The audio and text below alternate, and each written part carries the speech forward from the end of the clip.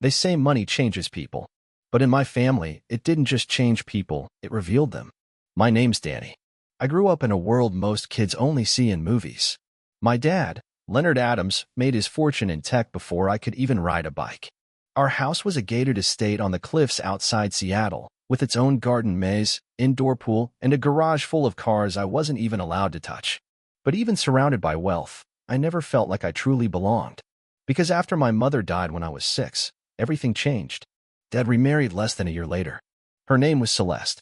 To the world, she was stunning, regal, poised, always dressed like she'd stepped out of a fashion spread. But to me, she was a storm behind glass. Always watching. Always calculating. She never yelled. She didn't have to. Her smiles carried knives. At first, I tried to earn her love. I was just a kid. I thought maybe if I was polite enough, quiet enough, perfect enough, she'd see me. But Celeste didn't want to see me. She wanted me gone. She never said it directly. No, she was smarter than that. Her cruelty was subtle. Like the time she accidentally donated my favorite childhood books to charity. Or when she started locking the door to the kitchen after 8 p.m., saying I needed discipline. Dad, you didn't notice. Or maybe you chose not to. He loved her. And after losing my mom, he clung to whatever warmth he could find. So I kept quiet. Years passed. I learned how to avoid Celeste's landmines. I stayed out of the house when I could. Threw myself into school, piano, anything that let me breathe. But I never stopped wondering. What if Celeste was more than just mean? What if she was hiding something? That thought started haunting me after I turned 17. I'd come home from a friend's house one night and heard Celeste on the phone. Her voice was low, sharp, and not the polished tone she used around Dad. I told you not to call this number, she hissed. I don't care what you want. If he finds out, everything falls apart. I froze on the staircase. She hung up quickly. But the tension in her voice, it wasn't fear. It was control, threat, power. I didn't sleep that night. From that moment, I started watching her. Not as a stepdaughter, but as someone waiting for a truth to slip. And one day, it did. It started with a drawer. A single drawer in my father's office that was always locked. Now, most of the house was off limits to me anyway. Not officially, of course. Celeste would never say, don't go in there. She just gave you a look that said if you crossed certain thresholds, there would be consequences. So I learned to keep to my corners. My room, the library, the garden. But one rainy afternoon, while Celeste was at her weekly massage appointment and Dad had left for a business meeting, I wandered into the office. I was looking for a charger, something mundane. Then I saw it. The drawer was open. Not wide, just an inch or two. But for something that had been locked for as long as I could remember, it felt like the door to a tomb cracking open. I glanced toward the hallway. Silence. Then I pulled it open. Inside was a folder. Thick. Stuffed with documents, photos, receipts. At first, I thought it might just be financial stuff, contracts, merger notes. But then I saw the names. Celeste Reynolds. And below it, legal name history. Prior addresses. I didn't understand at first. I flipped through page after page. Old marriage certificates. Bank account transfers. A man's name I didn't recognize. James Halworth. Divorced. Deceased. There were photos, too. Not professional. Surveillance style. Celeste sitting at a cafe with a man who wasn't my father. Her hand on his arm. Her smile completely different, relaxed, real, almost tender. But the date on the photo was 2 months before she married my dad. My stomach dropped. And then, a name I recognized. Trust account, Danny Adams. Beneficiary status, suspended, under review. That's when I knew. This wasn't just a drawer full of documents. This was insurance. Protection. My dad was already suspicious. He was investigating her. And whatever he'd found, it was enough to make him consider cutting me out of the family trust. Because of her. Suddenly, everything clicked. Her control. Her distance. The way she'd isolated him. All of it wasn't just about power, it was about erasure. She didn't just want me out of the house. She wanted me out of the legacy. And she was playing a long, careful game.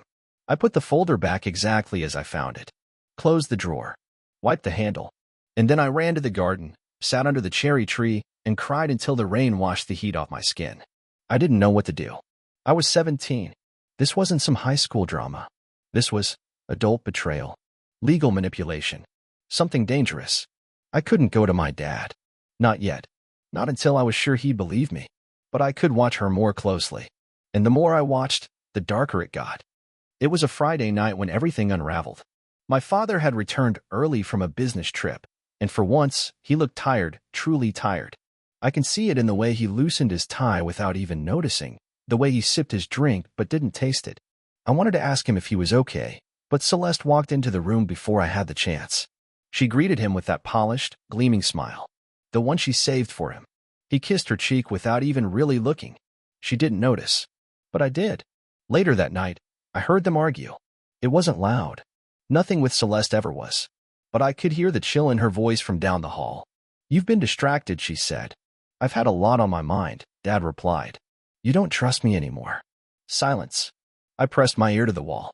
My heart was racing so fast I thought they'd hear it. "I've never stopped wondering," he finally said, "about who you really are." Celeste didn't reply. At least not right away. Then, softly, I heard her say, "That's not fair." But it wasn't a denial. That night, I made my move. I told my father I needed to talk to him the next day. Alone. Away from the house. He looked at me, really looked at me, for the first time in a while. "Is this about her?" I nodded. That was all it took. He told me to meet him at the lake house that Sunday. The one Mom had loved. The one Celeste refused to visit. And so I did. The moment he walked in, I laid everything on the table. The drawer. The documents. The phone call I overheard. Her other name. The man she was with before him. The trust fund note. Everything. He didn't interrupt once. When I was done, he looked out the window for a long time. Then he reached into his coat pocket and pulled out a tiny recording device. "She's been lying for years," he said quietly. I just didn't want to believe it. I sat frozen. She never told me her real name until after we were married. I thought she was trying to escape some bad past, so I gave her space. But it never added up. She was always one step ahead. Always steering conversations away from questions. He stood up. "I think I've been scared of what I'd find if I pushed too hard. But not anymore." We made a plan. 1 week later, it happened. I was supposed to go out with friends, but I came home early on purpose. My dad was on another trip. Celeste was in the sitting room, speaking on the phone in her usual hushed, venomous tone. But what she didn't know was that my father never left. He was upstairs, in the closet of the guest bedroom, listening through the baby monitor we'd hidden earlier that day. And what she said, it was everything.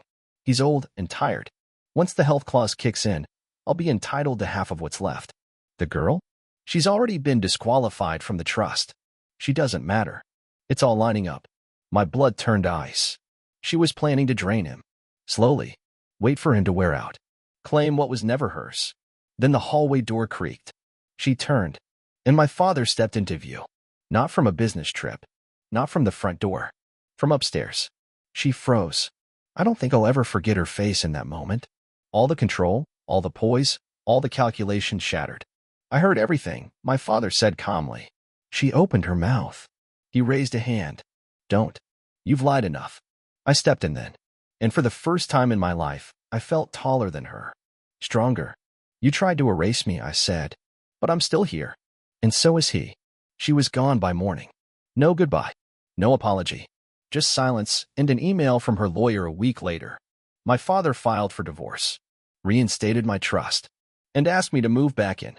We sat in the garden together the night the papers were finalized. The same garden my mother used to walk through in the evenings. "She'd be proud of you," he said. I looked up at him.